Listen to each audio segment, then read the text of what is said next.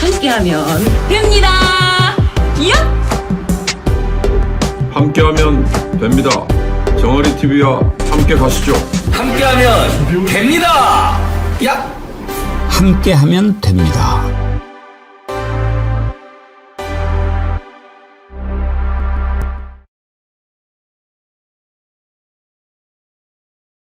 여러분 안녕하십니까? 백운기입니다. 윤석열, 김건희가 구속됐지만 마음 한켠에 남아있는 이 기분은 무엇일까요? 뭔가 개운하지 않고 찝찝한, 바다에서 나와 샤워를 했는데도 입안에 남아있는 짠맛 같은 그런 기분 말입니다. 곰곰이 그 이유를 생각해 보면 첫 번째는 자신들의 죄가 드러나고 법의 심판을 받고 있는데도 반성하고 사죄하지 않는 저자들의 태도 때문이 아닐까 싶습니다. 자식을 죽인 살인범의 미소를 보는 기분이라고나 할까요? 또 하나는 우리가 그동안 쌓아왔던 민주주의와 윤리체계, 대한민국의 시스템이 고작 이 정도였는가 하는 씁쓸함, 자괴감이 아닌가 싶습니다. 사람에게 충성하지 않는다는 뜬금없는 말 한마디로 대통령의 자리까지 올라갈 수 있는 우리 선거제도.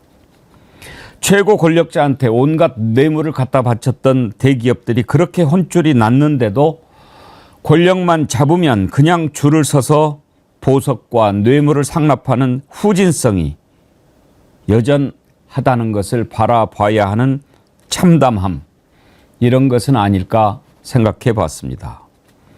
광복 80주년을 하루 앞둔 오늘, 대한민국은 아직도 갈 길이 멀구나, 이런 생각이 듭니다. 생방송 백운기의 정치 1번지 출발합니다. 정어리몰에서 준비한 상품들 여러분께서 많이 사랑해 주셔서 감사드립니다. 샤인머스켓, 아주 당도가 높은 좋은 상품인데요. 한 박스에 2.5kg, 이렇게 큰 송이가 두세 개 정도 들어있습니다. 딱 보시면 와, 정말 크고 좋다, 그런 생각이 들 건데요. 특품으로 정성스럽게 준비를 했습니다. 한 박스에 29,900원의 무료 배송인데 이번에 정어리몰에서 구매하시면 또 선풍기도 같이 드리니까요. 이럴 때 많이 준비하시기 바라고요. 그리고 8080 디퓨저, 광복 80주년 우리 정어리TV 80만 구독자 눈앞에 두고 있는데 그 의미를 담아서 특별히 한정판으로 만들었습니다. 이번에 좀 여유 있게 준비하셔서 보관하셨다가 또 쓰시면 좋겠다, 그런 생각이 듭니다. 병도 색깔도 고급스럽게 갈색으로 바꾸고요. 태극기 문양에 80 숫자가 들어있어서 우리 정어리TV 사랑하시는 분들은 이번 기회에 정어리TV 생각하시면서 8080 디퓨저 많이 구매해 주시면 감사하겠습니다. 여러분들이 언제나 힘을 주셔서 고맙습니다. 2025년 8월 14일 목요일 아침 생방송 백운기의 정치 1번지 출발하겠습니다. 내일은 광복 80주년을 맞는 날이지요. 참 뜻깊은 날입니다. 아침에 부산이대희님, 내일 광복절에도 생방송 합니까? 질문 주셨는데 내일도 변함없이 11시에 여러분 찾아뵙도록 하겠습니다. 정어리 화이팅님 8만원 슈퍼챗 보내주셨습니다. 공정과 상식의 정어리TV 100만 되어 더 큰일 하길 기원합니다. 함께하면 됩니다. 80만, 90만, 100만 따박따박 빠르게 가자 해주셨는데 80만 곧 눈앞에 두고 있는데요. 함께 해주셔서 여러분들이 여기까지 만들어 주셨습니다. 진심으로 감사드립니다. 오늘 함께 하실 세 분 패널 소개하겠습니다. 용경호 퓨처미디어 연구소장님 어서 오십시오. 안녕하십니까. 신유진 변호사님, 아침에 인사가 아주 산뜻했습니다. 네. 제 얼굴을 크게 보니 깜짝 놀랐습니다. 앞으로는 타이틀을 네. 그날 그렇게 출연하시는 분들 함께하면 됩니다. 그걸로 가려고 합니다. 윤경호 소장님이 제 다음에 하니까 너무 힘이 없이 나와서 같이 한번 세트로 함께하면 됩니다. 저는 자신 없고요. 한번은 신 변호사님, 그래도 해보세요. 신 변호사님의 그 활기찬 모습 다음에 약간 이렇게 그래도 역시 마무리는 안진걸 소장님의 이야기죠. 이야, 함께하면 됩니다. 곧 80만입니다. 이야.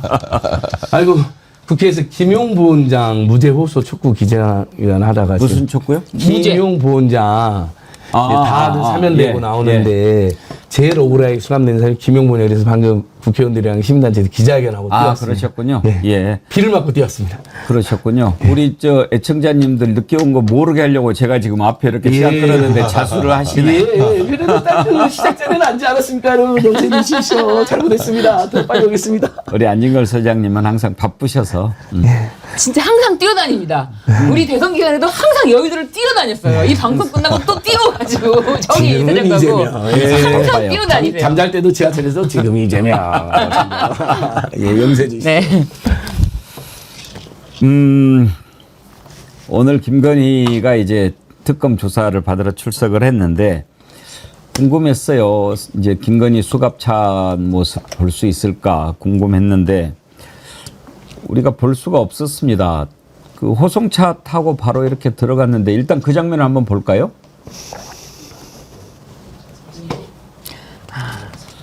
예, 지금 법무부 호송차를 타고 특검 조사실로 향하는 장면인데 기사로는 수갑을 차고 호송됐다라고 하거든요. 근데 신유진 변호사님, 네.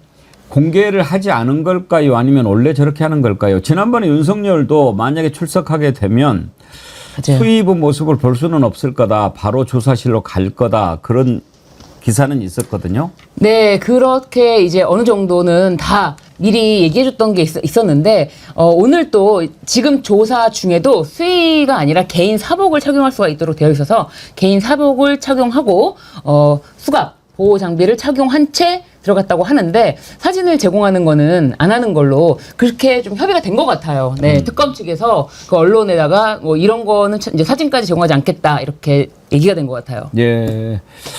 수갑찬 모습 우리가 한번 봐야 되는데 윤석열도 저는 그렇게 생각해요. 저렇게 버티고 안 나오는 이유가 수의 입은 모습 보여주고 싶지 않아서 그러는 걸 거라고 생각합니다. 그거 아니겠어요? 그렇겠죠. 소장님? 네. 수갑, 수의. 전 뭐 여성에게 이런 거 너무 가혹한 얘기인지 모르겠습니다만은 화장 안 한 김건희 씨의 얼굴 그런 모습도 아마 본인은 굉장히 당혹스러워 이제 공개되는 걸 꺼렸지 않았을까. 그러길래 왜 이렇게 아나무인 저런 짓을 했을까. 저는 이따 말씀드리겠습니다만은요. 국무총리 비서실장 자리라는 1억 원 돈 주고 샀어요. 이게 도대체 나랍니까? 정말 분통이 터집니다. 예. 제가 아침에 그 오프닝에서 그런 얘기를 했는데 정말 곰곰이 어제 그런 생각을 해봤거든요.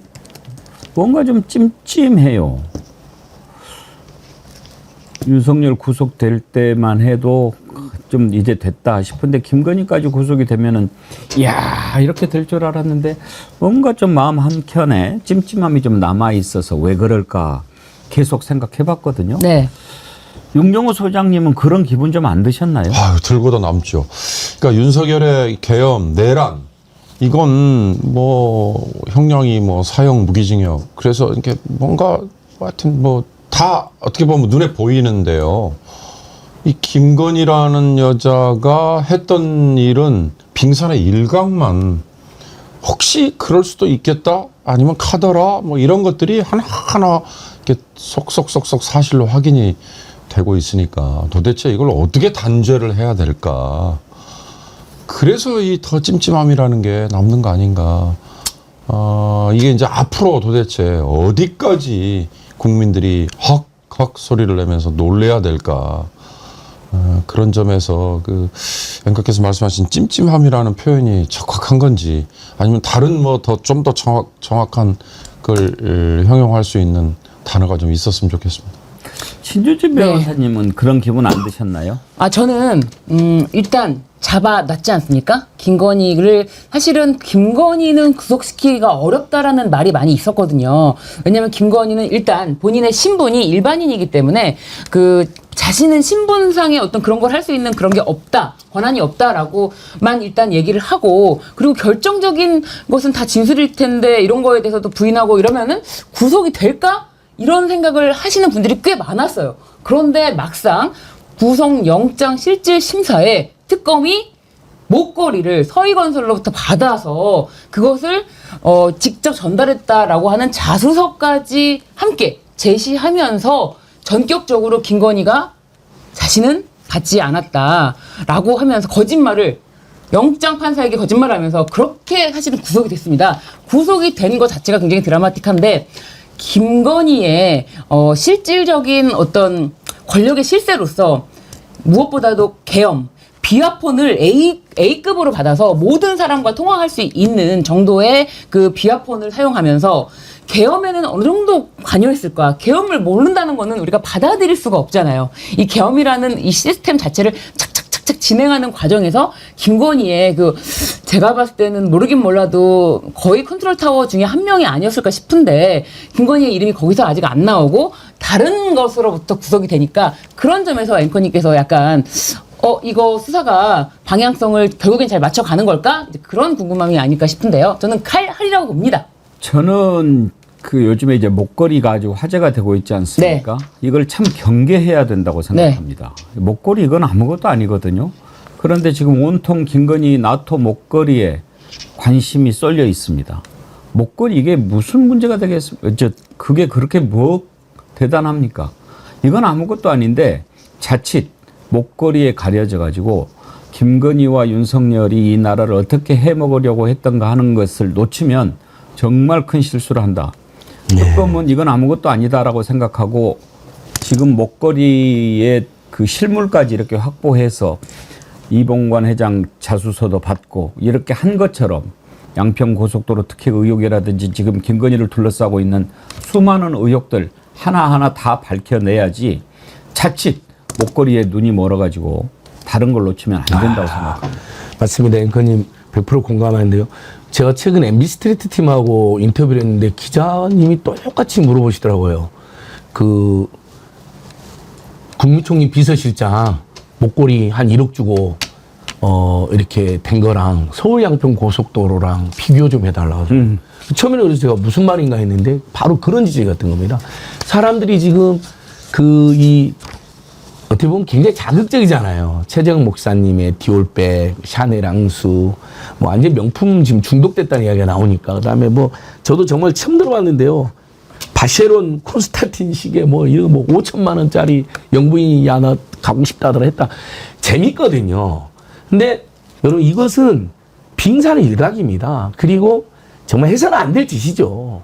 1억 안팎으로 매간매직하는 완전히 황당한 싸구려 범죄인데 우리가 이채양명주라고 했을 때 거기는 수없이 많은 사람들의 목숨이 달려있고 특히 양평 고속도로 같은 경우는 정말 수백억이 넘는 특혜를 노리고 인수위 초창기부터 용역업체를 꼬셔가지고 압박돈을 꼬셔가지고 대규모 정말 권력형 비리를 저질러고 했는데 이건 거의 지금 밝혀진 게 없잖아요. 국토부 간부가 용역업체한테 시켰다. 이 진술만 지금 하나 나와 있는 상태인데 본류는 따로 있다. 정말 나라를 국민을 얼마만큼 파괴하고 괴롭히고 특혜를 누렸나 이 부분을 우리가 직진해야 된다. 그래서 그런 면에서 지금 특검이 관저 이전으로 이제 다시 무게 중심을 이건 잘하는 거라고 생각합니다.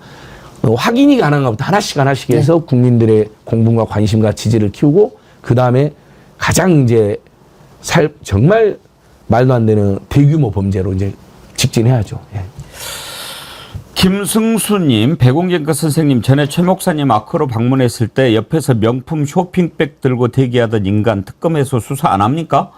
지금쯤 그놈들 명품 뇌물 주고 한자리 하고 있을 것 같은데 특검 수사 때 이런 것도 철저히 수사했으면 합니다. 그렇죠. 이제 하나하나 다 드러날 텐데 이제는 명품백으로 맨 처음 이제 김건희의 그런 행태가 드러나긴 했지만 하나하나 다 나올 거라고 생각합니다. 김박박디라라님.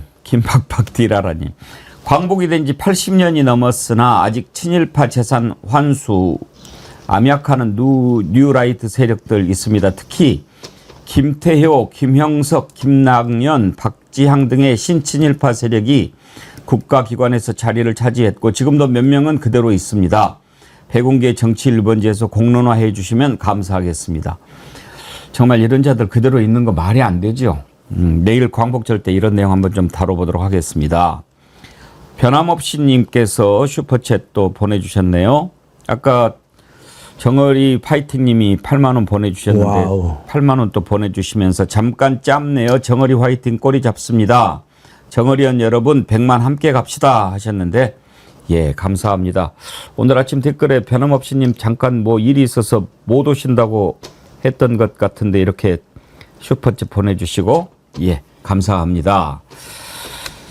김건희, 윤석열 두 사람이 동시에 구속이 되면서 재미있는 것들이 많이 올라왔어요.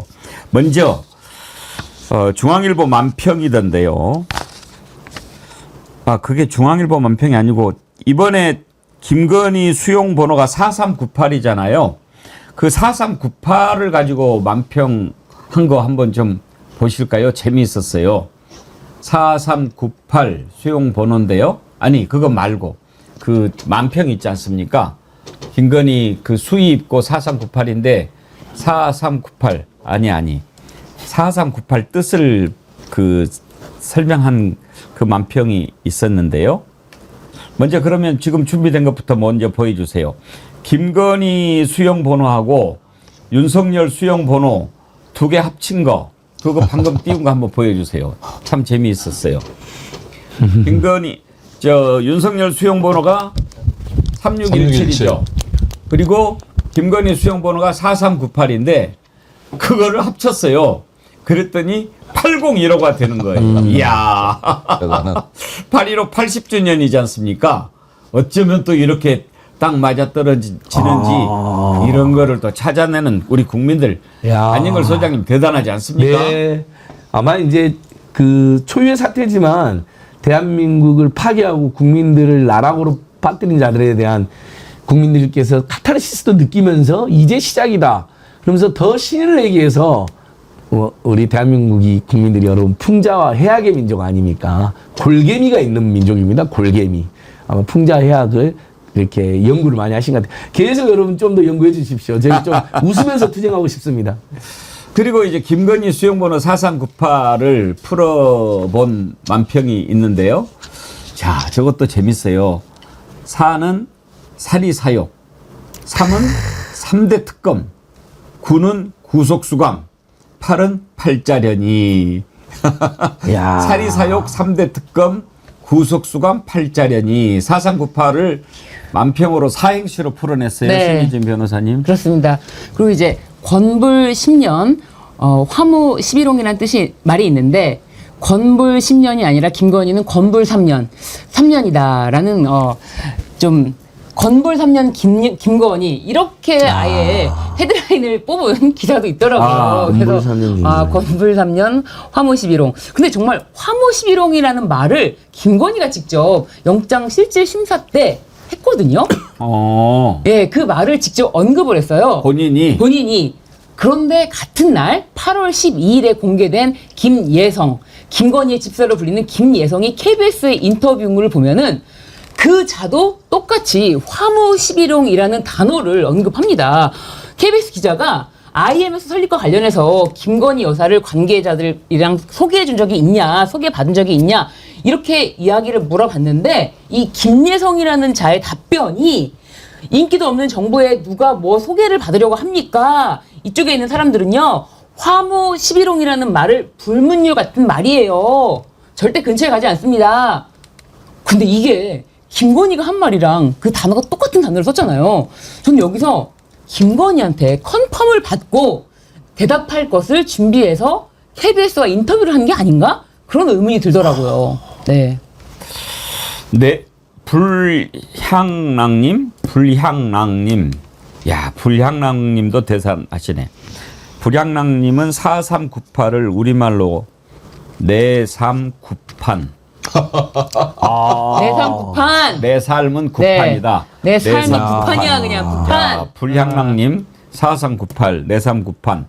예. 아 좋은데요. 예. 정어리 선크림 보내드리도록 하겠습니다. 야, 축하합니다. 축하드립니다. 네. 예, 센스 짱입니다. 임승규님은 4398 외우기 쉽다. 김건희 무속 숫자 5를 중심으로 4398은 4321과 9876의 앞숫자 2개를 딴 것. 이건 좀 복잡한데요. 아, 복잡하네요. 예. 예. 세상.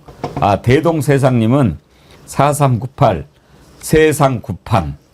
대상구판. 아. 근데 이 김건희는 무속 관련된 것은 반드시 밝혀내야 될 겁니다. 왜냐하면 김건희가 나라를 망치는 게 여러 가지가 있었죠. 근데 그 시작이 손바닥 왕자로 시작된 무속이었는데 그 뒤로 수많은 무속인들과 함께 하면서 무속에 따라서 국가의 주요 정책에 영향을 미치고 그리고 이렇게 다 뭐 헤쳐 먹으면서도 무속과 관련된 것이 나를 지켜줄 거야라고 하는 헛된 믿음이 있지는 않았을까.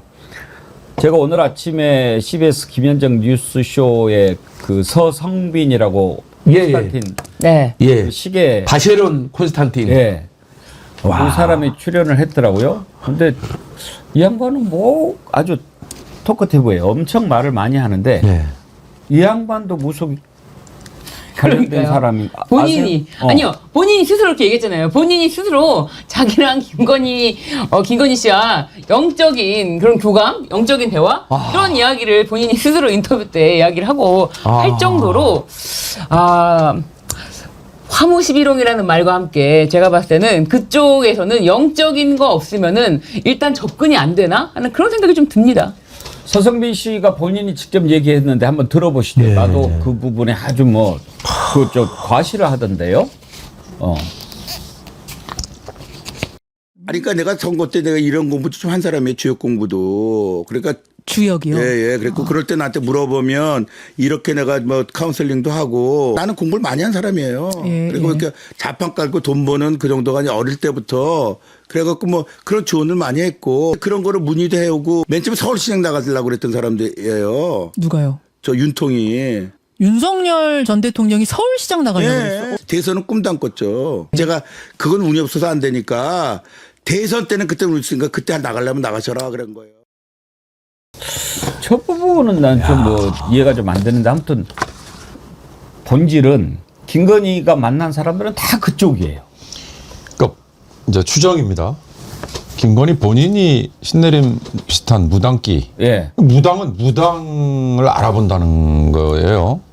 급이 더 훨씬 높은, 훨씬 더 기가 센 무당에 대해서는 그냥 무조건 복종하고 그 사람을 무조건 따른다. 그러니까 참 뭐 논란의 여지가 많은 얘기입니다만은 지금 대한민국의 한 교단의 좌장에 오른 사람들 치고 그런 류의 신내림 내지는 상대를 제압하는 이런 무당기가 없인 거 불가능하다. 이런 심지어 기독교계에 뭐 큰 뭐 교회당을 이루는데 뭐 성공을 한 분들도 사실은 젊었을 때 그리고 그 이후에도 그런 무당기. 그러니까 이게 무당은 무당을 알아본다는 것 때문에 김건희가 거기에 빠져드는 건 물론이고 주변에 무당으로서 뭔가 역량을 발휘하는 사람에 대해서는 무한 신뢰 내지는 무한 의존을 하게 될 수밖에 없는 거 아닌가.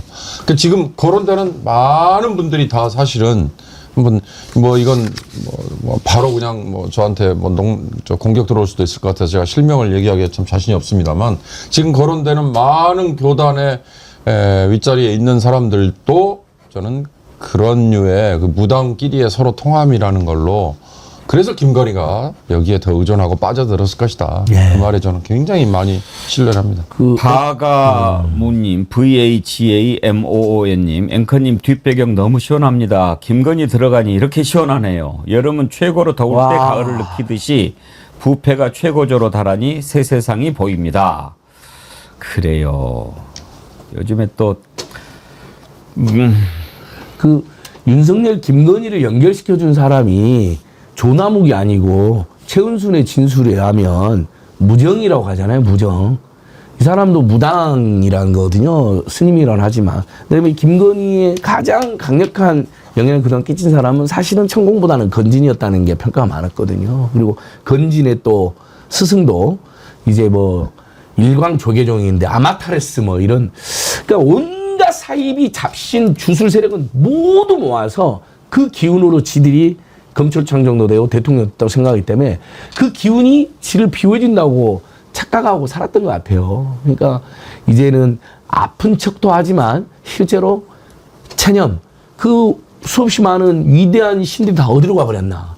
다 그 사이비 주술 세력들이 없어지는 거죠. 그러니까 체념한 거 아닌가 싶은데, 저는 아까 그 서모 씨가 이야기한 것 중에 서울시장설, 그게 예전에 아주 터무니없는 게 아닙니다. 그래요? 처음에 윤석열이가 네. 민주당으로 정치를 하려고 그랬습니다. 당시에는요. 왜냐면 민주 진보 세력한테 지지를 받았잖아요. 저희들도 속았고. 그러면 본인이 대통령으로 바로 나가기 전에는 예를 들면 문재인 정부에서 서울시장 정도를 노린다. 이런 이야기도 있었거든요. 왜냐하면 처음에 바로 대통령으로 가는 건 저 서모 씨도 그러잖아요. 너무 큰 거야. 일단 서울시장이 하니까 서울시장 한 다음에 대통령. 이런 설도 있었거든요. 그러니까 이 서모 씨가 허황된 사람 그런 측면이 분명히 있어 보이지만 이야기하는 거 보면 투머치 토크들이 엄청 재밌더라고요. 앞으로도 재밌는 얘기 더 나올 것 같던데요. 근데 상당히 김건희, 윤석열의 과거의 그런 본질은 좀 잘 파악하고 있는 사람인 것 같아요. 예. 이 서성빈 회장이 이제 그 비싼 콘스탄틴 시계. 근데 그 양반 말도 조금 믿기는 힘들어요. 그건 저는 이제 가장 궁금한 게 막 저렇게 뭐 매체 가리지 않고 나와서 인터뷰를 하는 이유는 뭘까? 그것도 궁금하고요. 일단 그 시계와 관련해서도 오늘 방송에서 그렇게 얘기하던데, 내가 사준 게, 그러니까 사줬다는 게 사서 그러니까 뇌물로 바쳤다가 아니고 사다 주라고 해서 사다 줬다, 약간 이런 뉘앙스로 얘기를 하던데 그랬을까요? 일단 한번 들어보시죠. 시계 이야기가 나온 거는 그럼 언제 어떤 자리였습니까? 그 이제 코바나에 무슨 일로 가게 됐어요. 파텍을 차고 갔었어요. 파텍 필립. 예.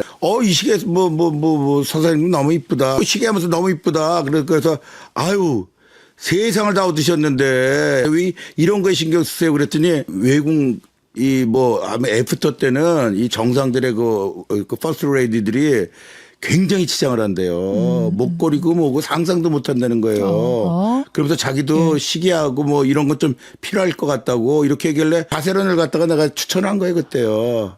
시계 언제 사셨죠? 9월 7일. 김건희 여사가 원래 뭐 귀걸이니 팔찌니 시계니 명품 같은 걸 좋아하는 스타일이었습니까? 아주 싫어하는 사람이에요.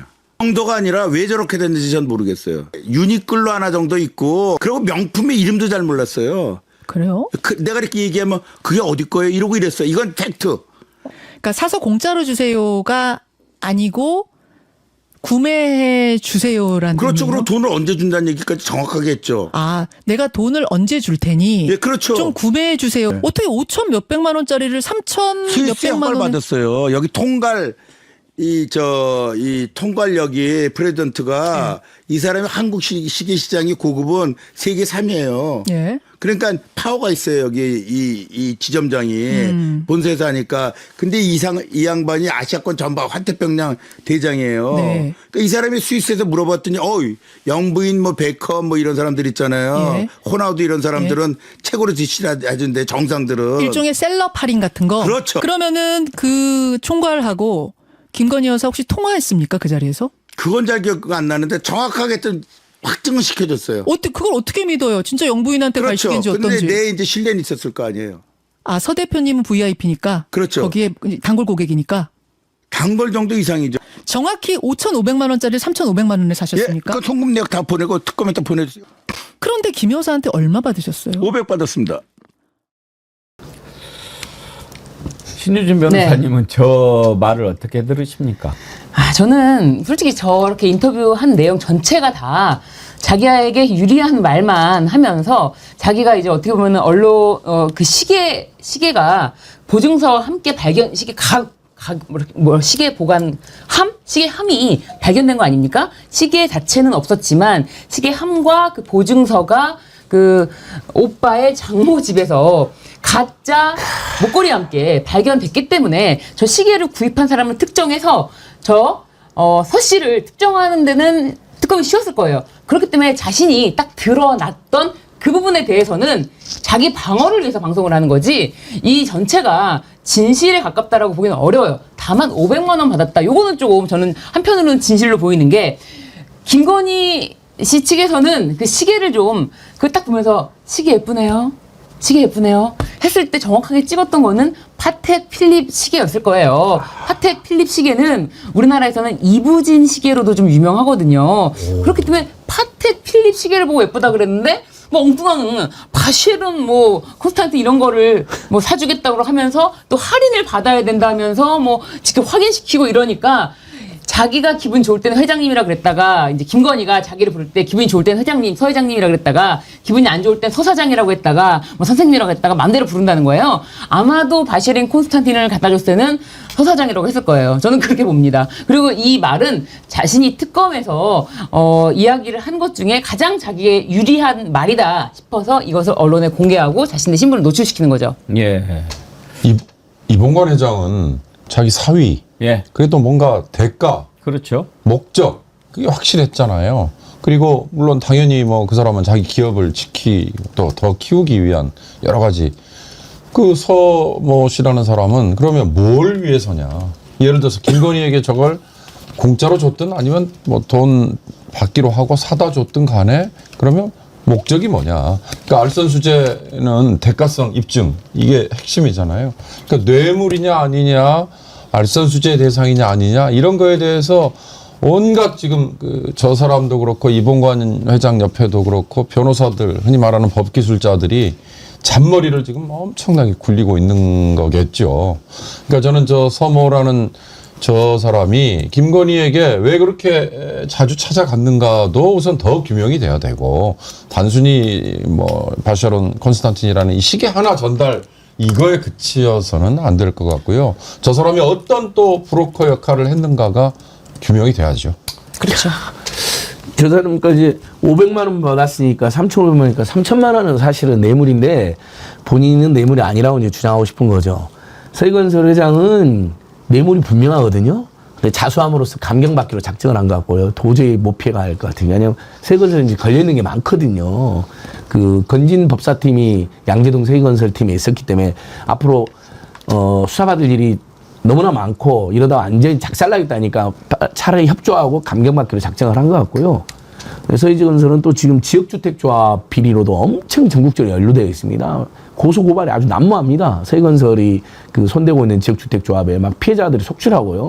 그러니까 이재명 대통령도 지금 지역주택조합을 몇 번 지적했거든요. 그러니까 이 모든 걸 생각할 때 자수하고 협조하기로 한 것 같고 저 사람은 자기가 뇌물 줬다고 말을 할 수가 없으니까 그냥 사달라고 해서 구매 대행한 뿐이다. 근데 500만 원 못 받았다. 그럼 나머지 돈 어디서 받았냐? 그건 말 못한다. 이제 이상한 상태인 거죠. 근데 뇌물이 아니라고 우기는 거죠. 근데 뇌물일 가능성이 매우 높죠, 저 사람도. 글쎄요. 그렇게 하고 뭐 어찌됐든 로봇계 사업도 같이 네. 하지 않았습니까? 네. 그리고 저는 저 인터뷰에서 집중해서 본 지점은 저렇게 인터뷰를 하는 이유가 자기가 윤석열을 소개시켜줘서 윤석열 대선 때 1,000만 원씩 다 이렇게 여러 사람한테 6, 7천 예, 6, 7 정도 했다고 그러니까 그 사람들도 사실 이 사람도 뭐 자기가 지금 말로 하는 것만 3,500 정도, 3,000만 원 정도를 갖다 바친 거 아닙니까? 그러면은 다른 1,000만 원씩 뭐 후원금 보낸 사람들도 각 얼마씩 뭐 전 최소 1억씩이라고는 보겠습니다만 선물을 갖다 바치면서 어떤 청탁을 하지 않았을까?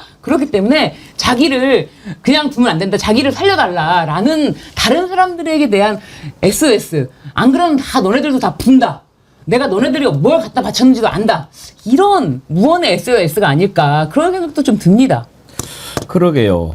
김건희는 진작 간파했지요. 이명수 기자랑 통화할 때 보면 그런 말 하지 않나요? 권력이란 말이야. 다 알아서 자기들이 알아서 해. 우리가 정권만 잡으면 그렇게 얘기하지 않았어요? 그 뇌물이다 아니다. 그러니까 김건희가 그렇게 얘기했다는 거 아니에요? 저 서 대표라는 사람한테 아, 그 시계 좋네. 나 외국에 나가면 뭐 시계도 막 있고 그래야 되는데 그랬다는 거 아니에요? 네. 그거는 가져와라는 거죠. 그러니까요. 콕 집어서 예. 시계 예쁘네요. 예. 그 시계 예쁘네요. 그런 건데 세상에 그거 파텍 필립이 아니라 다른 시계로 그러니까 사장이라고 기분이 안 좋을 때는 사장이라고 불렀다는 거 아닙니까? 그리고 저는 자신이 주선을 해서 6, 7천만 원 정도 후원을 했다. 그러면 한 명당 저는 각 1억씩이라고 봅니다. 최소. 지금 서희건설에도 최소한으로 지금 자수서에만 밝힌 것이 1억 1천만 원입니다. 목걸이 6천만 원에 또 2천만 원짜리 뭐에 또 3천만 원짜리 뭐 해가지고 밝힌 것만 그냥 가볍게 밝힐 수 있는 것만 1억 정도씩 되니까 사실은 그 이상이 되겠죠. 네. 저 서모도 앵커께서 지적하신 것처럼 그러네요. 로봇계 사업의 경호실의 납품 네. 그것만으로 이미 보상을 받은 걸로 봐야겠네요. 그럼요. 본인은 손해봤다고 하지만 대통령 경호실 가장 경호가 삼엄한 곳, 가장 치밀한 곳에서 납품을 성공한 거잖아요. 대가성이 충분히 입증이 될 것 같습니다. 그러니까 이제 서모 씨는 그런 걸 피하기 위하여 김건희가 나는 시키는 대로 했다, 도와줘, 손해봤다 이렇게 이제 뻥을 다 손해봤다 그러죠. 네. 지금 뭐 서희건설 회장도 실망했다. 국무총리실 거기가 뭐냐 실망했다. 이런 식으로. 그 이봉관 회장은 이제 세상이 이쪽으로 돌아가니까 완전히 태도 폐쇄 전환해가지고 여기 진품이 있습니다. 자수합니다. 그렇게 하지 않았습니까? 참 저는 그걸 보면서 참 씁쓸해요. 아무리 사업하는 사람이라고 하지만 그냥 권력의 그냥 흐름에 따라서 너무나 이렇게 이제는 좀 그런 것 좀 안 봤으면 좋겠는데 이런 것들이 아직도 우리 마음을 참 안타깝게 하죠. 이봉관 회장이요 개신교인으로 알려져 있어요. 그런데 글쎄요 기독교인들 뭐라고 폄하하겠습니까마는 그걸 너무 막 이렇게 이용하는 것은 그거 좋아하실까요? 근데 국가조찬기도회라고 왜 대통령들 이렇게 초대해가지고 하는 개신교 행사가 있지 않습니까? 이봉관 회장이 그쪽에 또 회장을 맡았더라고요.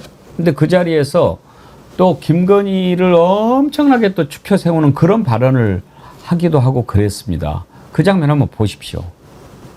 우리 김건희 여사님께서도 대통령 못지않게 바쁘신데 이렇게 같이 오셨습니다. 제가 반드시 같이 안 오시면 안 된다고 제가 강력하게 주장을 했습니다. 바쁜 거를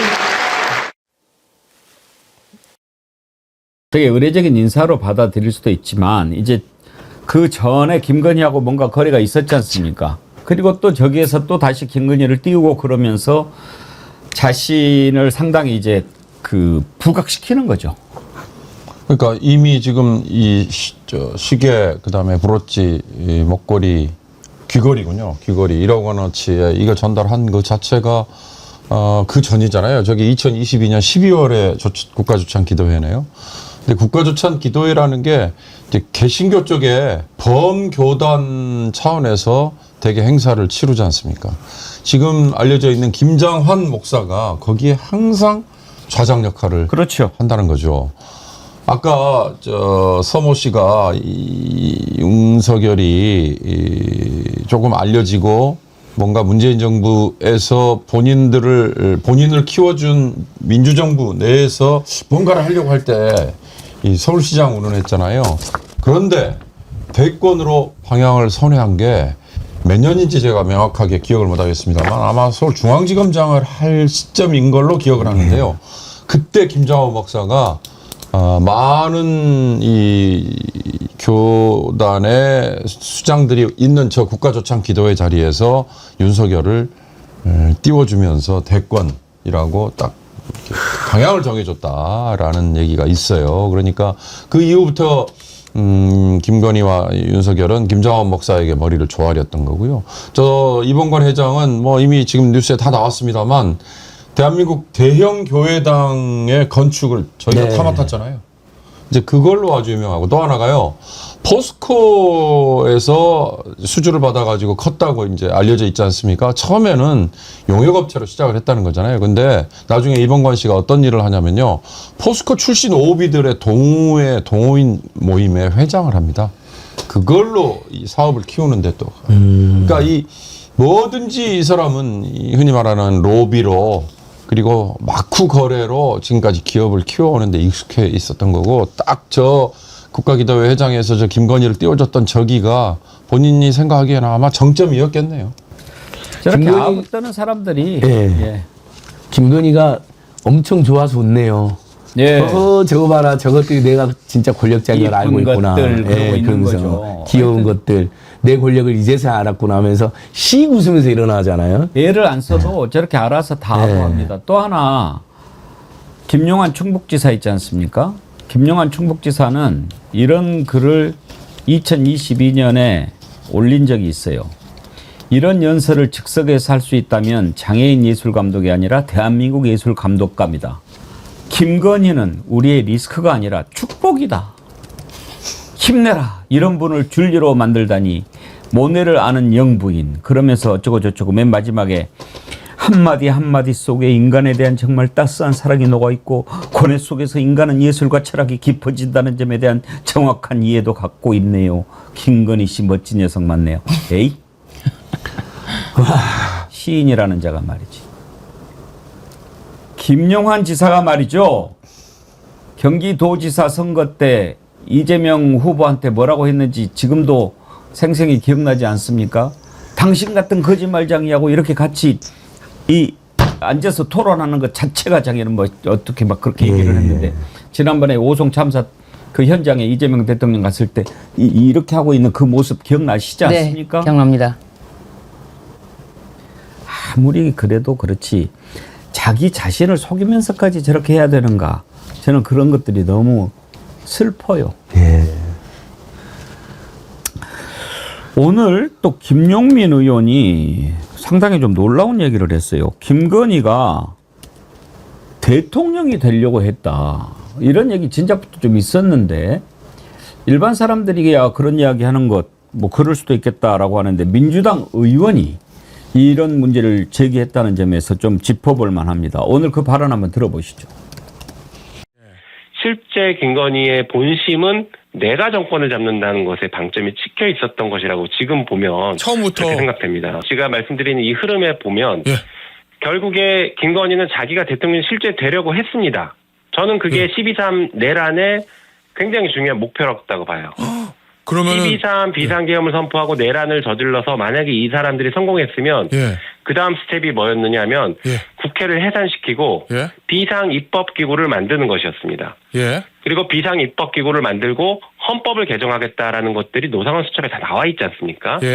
헌법을 개정해서 대통령 직선제를 폐지하고 대통령을 비상입법기구에서 뽑는 방식, 예전에 체육관 선거 이런 방식으로 하면 그 다음 대통령은 김건희가 될 수 있죠.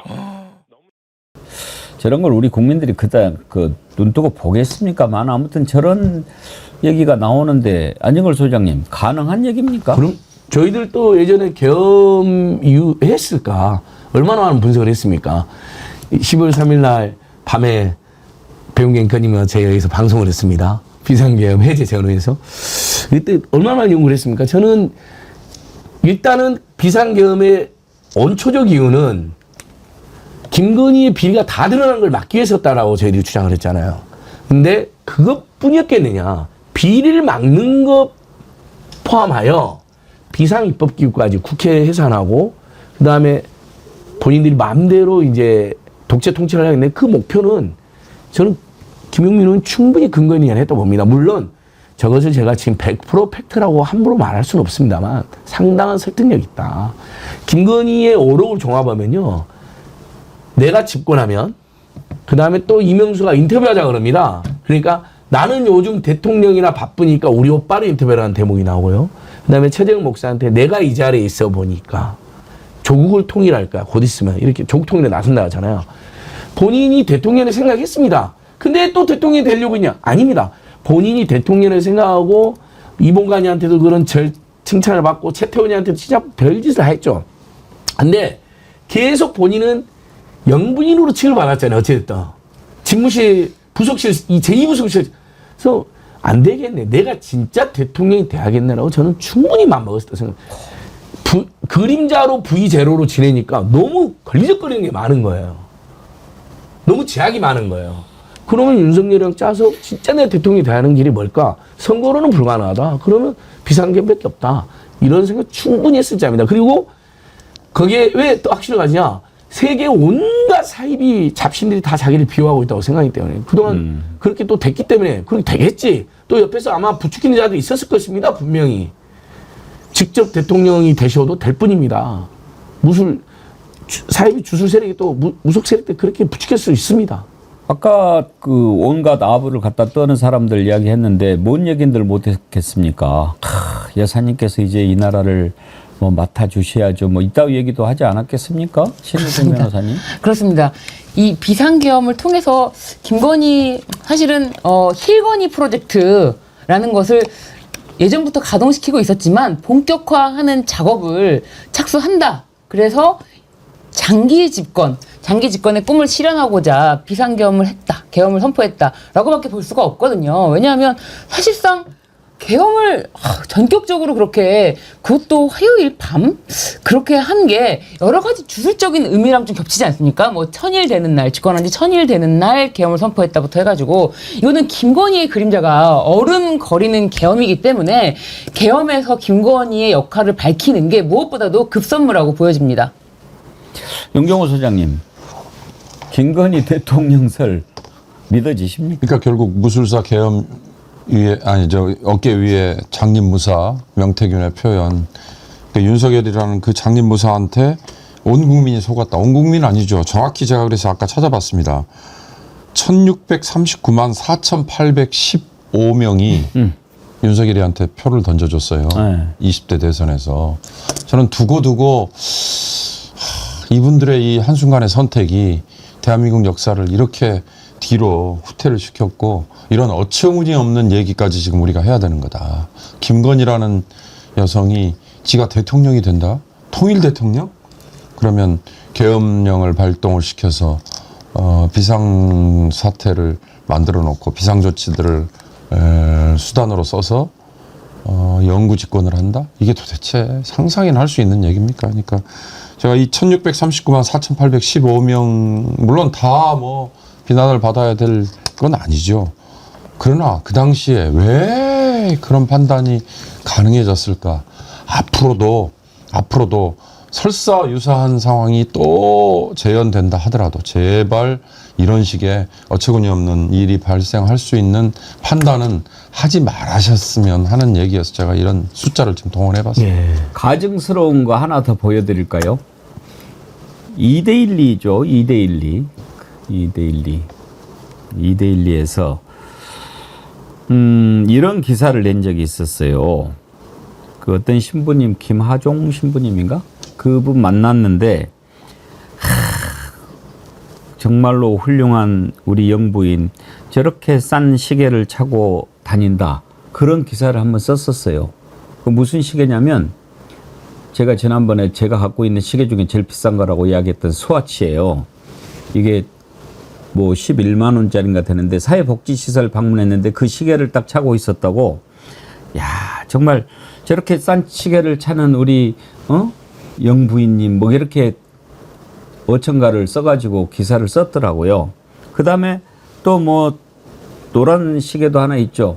이것 뭐 벨기에 수입 브랜드인데 이것도 뭐 스와치급인가요? 12만 8천 원. 이런 거를 찼다고. 그때는 이제 뭐 윤석열 첫 출근할 때 대웅 나왔을 때 찼던 시계인데 우리가요 김건희 기억해요. 에코백 들고 나왔다가 어떻게 했습니까? 비행기 탈 때는 에코백 딱 들고 그때 가가지고 또 명품샵 돌아다니고 이랬던 사람 아닙니까? 맞습니다. 명품샵에 수행원을 그렇게 거느리고 가면서 명품샵에서 호객 행위를 해서 들어갔다 거짓말을 하고요. 그러니까 우리가 보여주는 것에 속지 않죠. 그리고 그 사람의 인품은 혼자 있을 때 드러나는 겁니다. 우리 어렸을 때 신독이라는 거 배우지 않았습니까? 예. 근데 윤석열을 보십시오. 윤석열의 인품은 모든 사람이 이용하는 그 열차 의자에 구두 신은 신발 올려놨을 때 윤석열이 어떤 인간인지 알 수 있는 거고요. 김건희 사람 만났는데 그 앞에서 가르침 탁탁 뱉은 걸로 그 인간됨이 어떤지 우리가 알 수 있는 겁니다. 서울의 소리에서 김건희 구속 기념으로 그동안에 공개 안 했던 가르침 뱉는 영상을 공개했더라고요. 한번 보시죠. 아이고. 뭐 그렇게 하고 이제 중요한 거는 그런 디테일한 문제가 아니라 우리나라 정치가 너무 정쟁으로만 너무 빠지니까 이게 제가 그렇게 하면 당연한 거잖아요. 네, 그렇게 보셔도 저 구구들은 서로가 이제 미쳤어요. 자기들 입장에서만 그렇게 하면 당연한 거잖아요. 네, 그렇게 보셔도 그러니까 해명을 했죠. 해명을 하니까 또 해명한 실명이 거론되니까 또 아유 일정 제가 바쁘시니까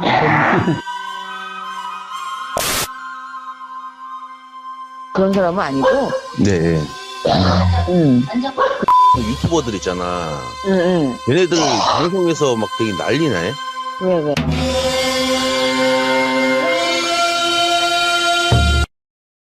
아이 들어. 아이고. 아니 코 푸는 것도 아니고 저렇게 손님이 앞에 있는데 거기서 가르침을 탁탁 뱉어요.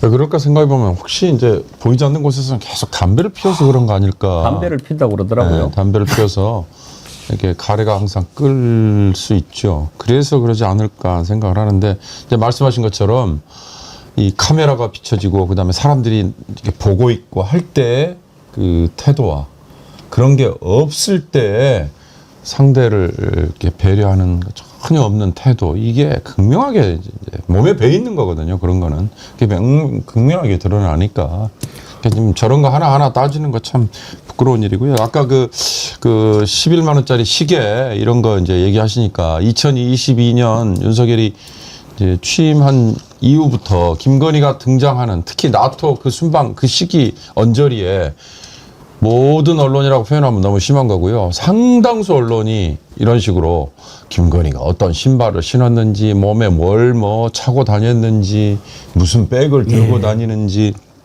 무슨 옷을 입었는지, 맨 이런 아주 지역 말단 사람들을 자극하는.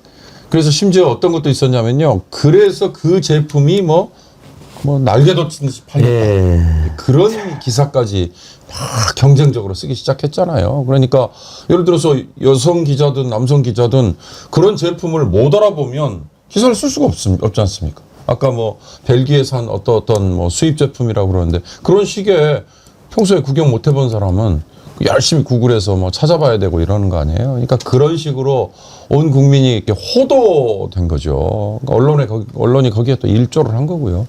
부끄러운 역사입니다. 진짜 언론이 앞으로 그런 짓을 안 했으면 좋겠어요. 아니 저렴한 시계 좀 사면 그게 뉴스가 됩니까? 그리고 그 당연한 거고 다 그렇게 사는데 그다음에 저렴하다는 것도 저는 왜 저렴해요? 10몇만 원짜리 시계도 차본 적도 없고 본 적도 없고 알지도 못해요, 저는. 내가 갖고 있는 것 중에 제일 비싼 시계라. 이제 하셨는데 이제 남자들도 이렇게 시계에 대한 로망이 있는 친구들이 있거든요. 보면 그래도 대부분 보면 10만 원, 20만 원짜리 야 좀 폼 난다, 괜찮아 이렇게 넘어가는데 아니 근데 그 영부인 그거 사면 안 됩니까? 그런 걸 뉴스를 만들고 그게 마치 청렴한 것처럼 청렴한 사람이 아닌 거 이미 알면서도 이게 얼마나 놔두고 온 언론의 행각입니까? 다시는 아니 뉴스는 반 클리프 이런 거, 제가 이름도 어려운데 그런 거 차고 나타나니까 저 재산 목록이 없었는데 이런 건 뉴스가 되죠, 오히려. 근데 그때는 집요하게 보도도 안 했어요, 언론들이. 저 초아 장신구 1억 안팎을 나토 때 거쳤는데 어디서 났을까? 사실 제가 그때 국민권익에 신고됐는데 이 권익위 놈들 당시에 조사고는 없다고 전현인 그렇게 괴롭히고 막 그랬던 자들이 김건희 봐주려고 그때 조사권은 없다고 저희한테 기각 처리했던 게 지금도 생각이 납니다. 사실 서울의 소리에서 저거 진작 공개할까 하다가 너무 좀 심한 것 같다 해서 안 했던 거죠. 인신공격으로 보일까 봐 안 했다더라고요. 너무 지저분하고 그래서. 그다음에 이거 보여드리고 지금 제가 혼나고 있어요. 나홀로님 지금 막 밥숟가락 들려다가 대기 중입니다. 앵커님이 강제 다이어트 시키시네. 이정주님, 웅기형님 금방 밥 시간인데 어떻게 감당하시려고 그래요? 죄송합니다. 아니 저도 너무 놀랐는데 카메라가 있든 없든 그냥 우리 보통 만날 수 있는 사람 중에 저런 사람은 저는 본 적이 없거든요. 그냥 와 정말 카메라의 문제가 아니라 기본적으로 저 정도 사람을 주변에서 만나기조차 쉽지 않은 정도 사람 아닌가요? 와. 저런 경우는 없죠. 그것도 목사님이잖아요. 외부에서 오신 아주 친분이 있는 건 아니고 이제 저게 이제 샤넬 향수 준 다음에 디올백 갖고 왔을 텐데 2번, 3번? 저 때가 3번째가 4번째가 기거든요. 네. 얼마나 조심스럽습니까? 근데 다리 꼬고 앉아가지고 이번에 구속장 발부 심사 때도 다리 꼬고 앉아가고 있다가 내릴 때는 아픈 척하는. 그러니까 그 정대택, 노덕봉, 안소연, 그 최은순, 김건희 일가의 최대 피해자 세 분이 일관되게 하는 말 있잖아요. 숨 쉬는 것조차 거짓이고 조작이라고. 그리고 너무너무 불리하고 함부로 한다. 근데 윤석열도 심지어 공식회견 때 코를 확 풀고 자기 책상 오른쪽에 둔 적이 있습니다. 얼굴 돌리고 이렇게 잠깐 치우고 뒤에 있는 게 아니라. 그래서 그때도 당시에 큰 이슈가 됐거든요. 부부가 똑같은 거죠. 너무 창피한 일입니다. 정말 이런 사람들이 그동안 나라를 이끌어왔지 않습니까? 지금 김건희 특검이 관저 이전 특혜 관련해서도 지금 수사를 하고 있는데, 그거 옮길 때 또 천공 관련된 것도 한번 분명히 짚어야 되겠죠. 그때 천공 대신에 뭐 백재곤인가 하는 사람이었는데 그 부분이었는지 어쨌는지 그것도 좀 알아내야 되고. 그런데 관저 그 공사를 주도했던 데가 21g인가 하는 이상한 회사 아닙니까? 그 21g의 대표의 와이프가 시계 사고 뭐 목걸이 사고 그럴 때 또 같이 다녔다는 거 아니에요? 샤넬백을 교환할 때 유경옥 행정관이랑 같이 동행했던 사람이라고 밝혀져 있습니다. 그런 데가 공사를 했는데 거기에서 하청을 준 데가 다 무자격이었고 막 그랬어요. 그랬는데도 감사원에서 감사를 어떤 식으로 했습니까? 그때 최재회 감사원장 그 21g을 누가 추천했느냐 그렇게 물어봤더니 감사를 안 했다고 그래요. 왜 안 했냐? 그것을 중요하다 생각하지 않았다고. 뭐가 중요한지도 모르는 자가 감사원장에 앉아 있는 거 아닙니까? 그때 발언 한번 들어보시죠. 21g을 누가 추천했는지는 저희들은 이번 감사에서 키포인트라고 생각하지 않습니다. 21g을 누가 추천했는지 기억이 나지 않습니까? 기억이 안 나니까 말씀을 못 드리는 것 저도 안타깝습니다. 그럼 김건희 여사가 추천했습니까? 그런 사실이 없습니다. 저 표정 한번 보십시오. 저 김호진이 관리비서관이 갔는데 국토부 차관했던 자죠. 그러다가 국토부 1차관으로 영전합니다. 그러니까 지금 생각해보면 김호진 저자가 양평고속도로 의혹의 가장 핵심 인물이 그렇죠. 아닌가 핵심 중에 싶은데요. 하나고요. 그 이명박 때 무슨 그 관저 관리 비서관 같은 거 있었습니다. 그래서 관저 이전에는 전문성이 있었습니다. 근데 국토부와 관련한 것은 전공도 저희는 연구를 했잖아요. 그래서 전공도 정책과 국토부 아무 상관이 없는데 배공구하고 김호진 1차관 바로 돼버립니다. 인수에 파악이 났다가. 이 두 사람과 원희룡이 짜고 서울 양평고속도로 특혜를 주고 영전을 한 거다. 저희는 이렇게 보고 있습니다. 근데 저렇게 뻔뻔합니다. 21g 다 밝혀졌는데도 기억도 안 난다. 21g 그 관저 짓는 것도 분명히 이제 문제가 많이 있지만 그 일에 깊숙이 개입했던 자가 그때 당시 관리비서관인 저자잖아요. 네, 김호진. 근데 이제 저자가 그 다음에 국토부 1차관까지 갔다. 그러면 사실은 원희룡은 핫바지고 저자가 가장 깊숙이 개입한 게 아니겠느냐. 양평고속도로 특혜 의혹을 안진걸 소장님이 그보다 잘 아시니까 저자의 개입한 것이 어느 정도 좀 드러나지 않습니까? 핵심 인물로 지금 지목이 되고 있습니까? 그러니까 다시 말하지만 아무 전문성도 없고 국토부 관련 경력이 하나도 없는데 김건희 관저 이전 특혜를 주도했다는 이유만으로 국토부 1차관이 돼버립니다. 그 다음에 배공국도 인수에 있었는데 국토부 2차관이 됩니다. 그리고 원희룡과 셋이 주도했다고 봐야 되는 것이죠. 근데 김호진이는 그 다음에 한국공항공사 사장을 가고 싶었는데 노조랑 시민단체 반대해서 못 갔습니다. 결국 13 내란 사태 터지면서 더더욱 못 가게 됐죠. 그 뭐 완전히 내전까지 돼 있지 않았습니까? 서영교 의원도 그때 커바나 콘텐츠 후원사였던 21g 증축공사와 관련해서 질문한 내용이 있는데 한번 들어보시죠. 관저를 증축하고 보강공사를 해야 돼요. 코바나 콘텐츠 후원회사였던 21g이 선정됐어요. 21g은 증축공사 할 수 있습니까? 없습니까? 거기는 할 수 없는 업체로 알고 있습니다. 할 수 없는데 그러면 이렇게 코바나 콘텐츠 후원사였던 21g이 내부 인테리어를 하고 증축공사를 하면 됩니까? 안 됩니까? 증축공사는 21g에서 안 한 것으로 알고 있습니다. 원담에다 맡겼죠. 그럼 원담이 했습니까? 증축공사? 그거 말고 또 다른 업체가 한 걸로 알고 있습니다. 다른 업체가 있어요. 원담하고 계약하고 다른 업체가 있어요. 그 다른 업체는 무면허예요, 아니에요? 무면허예요, 아니에요? 거기도 무면허예요. 이거는 뭡니까 도대체? 예. 원래 오늘 서영교 의원이 2부에 좋은 사람 나쁜 사람 예정이 돼 있었는데요. 지금 서영교 의원께서 인도네시아 출장을 갔는데 인도네시아 대통령이 미팅을 하루 미루는 바람에 오늘 못 오시게 됐습니다. 그래서 양해를 부탁드린다고 우리 정을 의원님들한테 인도네시아에서 서영교 올림 이렇게 보내오셨습니다. 우리가 또 이해를 해드려야죠. 국가적으로 중요한 일 하러 가셨으니까요. 예.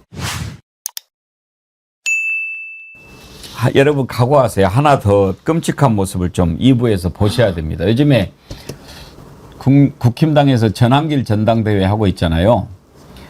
전환길이가 대표되는 거죠 지금. 누가 되든지 간에. 완전 전환길 뽑기인데.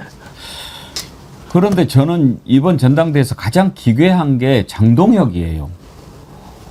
아니 장동혁 후보는 여러분들 혹시라도 방송 보시면서 막 이렇게 연설하는 모습 보셨습니까? 보면서 쟤 왜 저래 이런 생각 안 드셨나요? 혹시 그 연설하는 장면 좀 볼 수 있나요? 예. 여러분, 입법에 의해서 반헌법적으로 사법부를 장악하고 검찰을 해체하는 것은 법의 지배를 가장한 계엄입니다, 여러분. 이제 국민의힘이 더불어민주당과 이재명 정권을 멈춰 세워야 합니다. 이재명을 다시 재판정에 세우고 엄정한 법의 심판을 받도록 해야 합니다. 더불어민주당을 해산하고 더불어민주당을 앞세워서 헌정 질서를 파괴하고 있는 이재명을 반드시 탄핵의 심판대에 세워야 합니다. 그런데요, 지금 보신 것은 양반이에요. 어제는 더 눈이 돌아갔던데 그거 지금 준비하고 있죠? 준비되는 대로 한번 다시 보기로 하고요. 신유진 변호사님. 네. 저 사람 왜 저래요? 아, 저자가 판사 출신이고 원래 정치에 끼고 싶어서 기웃기웃. 네. 민주당에도 기웃기웃했다고요? 손을 내밀었으나 네, 더 많이 기웃했대요. 네, 마치 그러니까요. 민주당으로 정치할 네. 때처럼. 손을 잡아주지 않아서 네. 자신을 받아주는 사실 이제 국힘당으로 가서 국힘당에 가서도 뭐 사실 한동훈이 권력을 다음 차기 주자인가? 그래서 한동훈 옆에 섰다가 보니까 한동훈이 차기 주자가 아니고 여기는 그냥 죽으나 사나 그냥 찐년만이 계속 여기서 이제 살아남을 수가 있구나 그러면서 김문수보다도 더 구구적인 발언을 하면서 김문수보다도 먼저 전환기를 받아줘야 된다. 그리고 전환길에 가서 자기가 면접을 보겠다라고 손을 들었는데 이제 발언의 수위가 그냥 아스팔트 보수 아니 극우 그냥 아스팔트 수준이네요. 정말. 그 어제 연설 장면인가요? 그거 한번 또 다시 보시죠. 와. 우리 의원들이 압수수색을 당하고 특검이 무도하게 짓밟고 있는데 아직도 내란이 끝나지 않았다. 우리 당에 내란 동조 세력이 있다며 국민의힘과 우리 동지들을 팔아넘기는 것 그게 부끄러운 겁니다, 여러분. 지금 여러분이 손가락질하는 전환길 선생 그 겨울 우리 당을 지키자고 했던 사람들입니다.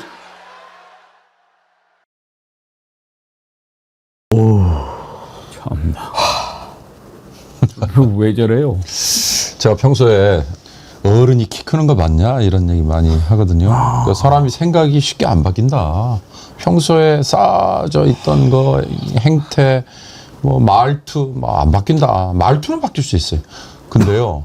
요즘 정치권에 저런 장동혁 같은 저런 자들의 변신을 보면 이 얘기 이제 함부로 하고 다니면 안 되겠어요. 특히 과거에 이제 진영 논리, 이데올로기 뭐 이런 것들이 막 횡행할 때 뭐 지금도 그렇습니다만 극좌에서 운동을 했던 사람들이 전향을 하고 나면 극우로 더 심하게 가잖아요. 뭐 대표적으로 김문수 같은 정치인이 대표적인데 그런 사람들을 보면서 어른이 바뀔 수도 있구나. 어른이 키가 클 수도 있구나 이런 생각을 했거든요. 근데 장동혁류의 이 정치인들이 너무 많아져가지고 이제는 어른이 키 크는 거 봤어요? 이런 말을 이제는 절대 하면 안 되겠구나. 아마 하나만 첨언하면요. 장동혁 같은 정치인은 세상이 또 확 바뀌잖아요. 뭐 언제 내가 그 구에 가 있었지? 완전히 또 반대편에 가가지고 국가 가서는 물론이고 변신의 변신을 얼마든지 할 겁니다. 안정걸 소장님, 전환길하고 무슨 경쟁하나요? 전환길보다 더한데요. 정강보다 더하고. 그러니까 완전히 그 국민의힘이 전전 김앤장당이 돼버렸잖아요. 전전 김앤장당. 전광훈, 전환길, 김문수, 장동혁. 아하, 그러네요. 그냥 극우 극단을 넘어서 그냥 미치광이 정당이 돼버린 것 같습니다. 그리고 아까 이제 서희건설 이봉관 회장 첫째 사이도 검사, 둘째 사이 판사, 셋째 판사, 막내딸도 검사 출신 뭐 이렇게 지금 전략적 시장이 땄는데 다 그러진 않겠죠. 검사나 판사 출신들인데 윤석열, 한동훈, 막 장동훈 이런 사람 보니까 이제 우리가 검사 판사를 괴물들을 이렇게 길러냈나? 사법연수원이라는 국민 혈세로 2년 동안 월급까지 주면서 공부할 땐 본인도 했겠지만 2년 동안 국민 혈세로 월급까지 주면서 가르치거든요. 저런 괴물들을 잉태했나 하는 생각이 너무 씁쓸하네요. 너무 이상하네요. 전환길한테 특별 지도를 좀 받은 것 같아요. 전환길도 말을 할 때 목소리가 꺾이지 않습니까?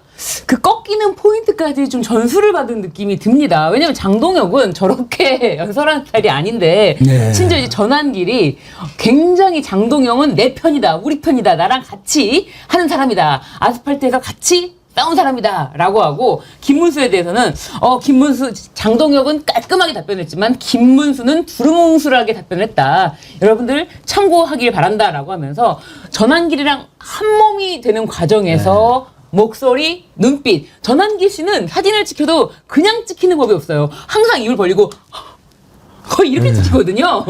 그런 것까지 전수를 받았나 싶은 모습입니다. 전환길이 돌아간 것 같아요. 예, 전환길이 지지 후보로 공식 선언했네요. 보니까요. 네네, 공식적으로 김태우 최고위원 밀고 김문수, 김태우. 그러니까 최악의 인사만 지지 선언했어요. 그러니까 전환길이는 지금 이제 김문수가 아니고 장동혁을 장동혁 지지 자기가 올렸. 장동혁을 그렇죠. 그다음에 최고위원도 김태우, 김민수. 그러니까 장동혁이 자기랑 함께하는 사람이다라고 하면서 장동혁, 이 전환길과 싱크로율이 저는 거의 지금 100%라고 봅니다. 볼만하겠네요. 네, 볼만하겠어요. 지금 김문수는 국힘 당사에서 무기한 농성에 들어갔더라고요. 이번에 특검에서 그 압수수색 들어가지 않았습니까? 그게 결국은 이제 통일교에서 지난번에 우르르 대선 때 들어가서 당원 가입하고 지지하고 이렇게 한 정황이 있기 때문에 압수수색을 한 건데, 이제 오히려 이자들한테는 좋은 명분을 준 거죠. 글쎄요. 오히려. 이제 울고 싶은데 뺨 때려주는 꼴이 됐는데, 저는 또 깜짝 놀란 것 중에 하나가 지금 국민의힘 당원이 500만이라는 얘기를 해요. 네. 그 정당의 당원이 200만을 넘어섰다. 각 당 다, 민주당 뭐 국민의힘 다 그 얘기를 할 때 제가 되물었거든요. 아니 200만을 넘었어? 정말이야? 그랬더니 그럴 거라 추정을 한답니다. 근데 왜 그걸 적극적으로 막 알리고 우리 당이 이렇게 당원이 많아졌다라고 자랑을 하지 않느냐? 그랬더니 유령 당원이 너무 많아서, 그다음에 또 하나가 지금 대한민국 정당법상 막을 방법이 없어서 이중 당원이 또 너무 많다는. 정치권에 기웃거리는 사람들은 이쪽 당에 당원으로 이름 올려놓고 저쪽 당에도 당원 이름 올려놓고. 그러면 체크가 안 됩니까? 안 된답니다. 그래서 그러니까 흔히 말하는 권리당원, 일정한 당비만 내면 그냥 당원으로서 권리를 부여받는다라고 생각을 하니까. 당비가 한 달에 얼마나 해요? 뭐 그건 또 천차만별이더라고요. 1,000원 최소 얼마 이상만 내면 그러면 됩니다. 1,000원씩 석 달만 내면 책임당원 되는 거예요? 국민의힘 그렇습니다. 그래서 권성동이도 이야기했고 이만희도 이야기했잖아요. 홍준표도 이야기했고 대선 전에 몇십만 대거 가입했다. 우리가 충분히 뒤엎는다. 뒤엎는다 권성동. 뒤엎었다 이만희. 그런 식으로 하면 신천지나 통일교는 맘만 먹으면 몇십만 10만 명 그래서 해버리네. 당장에 가입시켰다 이건데, 그래서 제가 하여튼 이 압수수색 뭐 물론 성공도 못했다 그러지만 500만 명의 당원 이거에 우선 깜짝 놀랐고요. 이거 이런 식으로 놔두면 이게 되겠습니까? 우리 정당법을 바꾸든 뭘 바꾸든 구조 개혁을 해야 되는 거 하나고, 또 하나는 지금 권성동을 터는 거와 다 연결되는 거잖아요. 예. 한학자에게 뭐 현금 따발 지금 5억이라는 설도 있고 10억이라는 설도 있고, 크기로 봐서 현금이라면 그거, 그다음에 지금 말씀드린 것 앵커께서 표현하신 것처럼 당원 가짜로 대거 들여와서 이거 자체가 다 그러면 윤석열의 당선이 무효화될 수 있는, 이제 나중에 판결이 물론 나야 되지만, 그러면 제가 이제 박찬대, 정청래 두 민주당 후보들이 막 경쟁을 할 때요, 박찬대 후보가 낸 특검법 개정안 발의 중에 국민의힘 해산, 그걸 아주 강조하는, 그러니까 국민의힘이 원천적으로 이 자리를 잡고 있으면 안 된다. 왜냐하면 이런 계엄에 동조했고 내란 정당이기 때문에라는 식의 얘기만 했을 때, 이건 현실적으로 제1야당을 완전히 형해화시켜버리면 이게 정당이 되겠습니까? 정당 되겠습니까? 라는 얘기를 하면서 약간 비판적인 얘기를 했는데요. 지금은 생각이 바뀌어버렸습니다.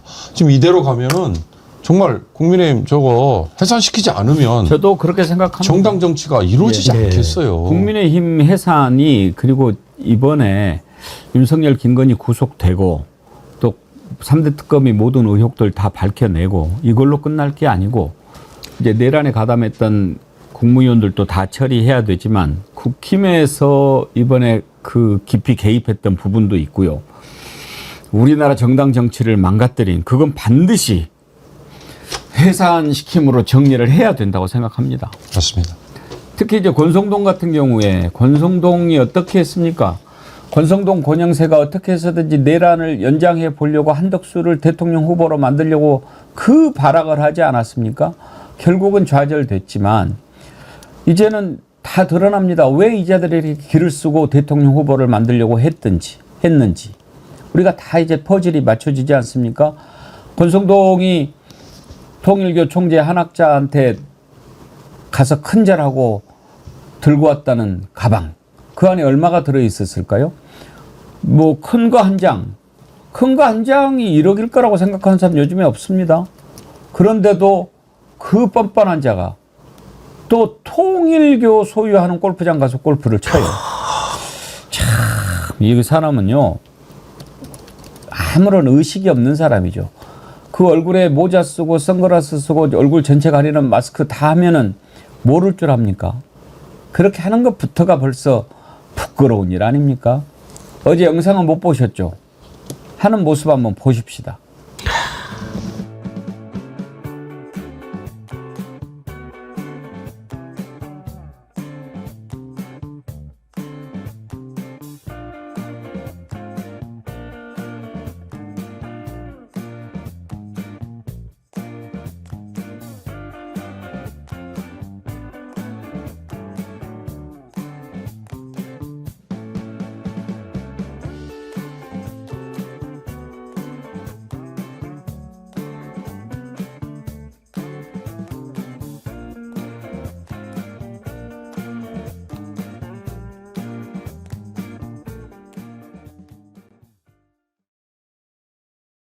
저렇게 같이 치러 가가지고 혼자서 연습 여러 번 하고 그 다음에 치는 것은 뭐 또 개판인데 저러는 것도 실례 아닙니까? 참. 아이고. 저렇게 하고 싶을까? 그 얼굴 가리고 그랬는데요. 또 이쑤시는 모습을 보니까 그 인상도 참, 그 이쑤시는 모습 한번 보여주세요. 그거 보니까 이 사람 윤석열이랑 어쩌면 그렇게 살아온 게 똑같을까? 똑같더라. 사람 없을 때도 거만하고 오만하대요, 세상에. 신독이라는 건 사람 없을 때도 더 이렇게 차분하고 본인을 성찰이라는 거 있는데, 사람 있든 없든 거만하고 오만한 건 똑같다. 야. 저기 지금 권성동한테 걸려있는 혐의가 여러 가지가 있죠. 네, 그렇습니다. 지금 권성동은 실제로 전달받았다고 말씀하신 금액 자체가 뭐 큰 거 한 장이라고 되어 있는데 그 쇼핑백 2개 쇼핑백을 들고 나왔는데 이때 큰 절을 했다고 하지 않았습니까? 그렇다면은 쇼핑백에 이제 제가 다른 방송에서 좀 이게 과연 5만 원권으로 얼마가 들어갈까? 아, 쇼핑백이 좀 어느 정도만 커도 뭐 10억은 거뜬히 들어가더라고요. 그 정도로 이자가 이렇게 배포가 크게 통일교랑에 뭐 돈을 받아왔다 이렇게 보도가 나오고 있는데 통일교 측 소유 골프장에서 또 이렇게 골프를 즐기면서 자신이 있다는 겁니다. 어떠한 뭐 조사에도 이게 통일교 한학자로부터 직접 받은 거고 윤영호만 밀어내면은 아무것도 밝혀질 게 없다고 자신하고 있기 때문에 저렇게 버젓이 통일교 측 소유 골프장 가서 그 사람들과 아직도 공고하게 절대로 불지 말자. 나는 한마디도 안 할 거다. 지금 굉장히 서로 끈끈하게 앞으로의 수사를 대비하는 거나 마찬가지죠. 정말 하평파님 부정축제 해쳐 먹고 이쑤시냐? 딱 그런 모습이 보이네요. 아휴, 정말 지금 김건희 특검 또 여러 가지 특검들이 하고 있는데 일단 특검법을 지금 개정할 움직임이 보이고 있는데 윤경호 소장님 전체로 봤을 때 기존에 했던 일정이나 인력 가지고는 부족합니다. 예, 우선 김건희 특검은 16가지 적시해서 그것만 하고 있다 그러지만 너무나 많은 것들이 더 추가로 나오고 있어서 이미 조국혁신당에서 개정안 발의했죠. 그래서 150일 더 넘겨서 하자라고 논의를 하고 있으니까요. 그건 뭐 국회에서 의결하면 뭐 되는 거라고 생각을 하고 단순히 이 미워서 뭐 더 벌을 주기 위해서 뭐 이런 식의 얘기를 지금 할 때가 아니에요.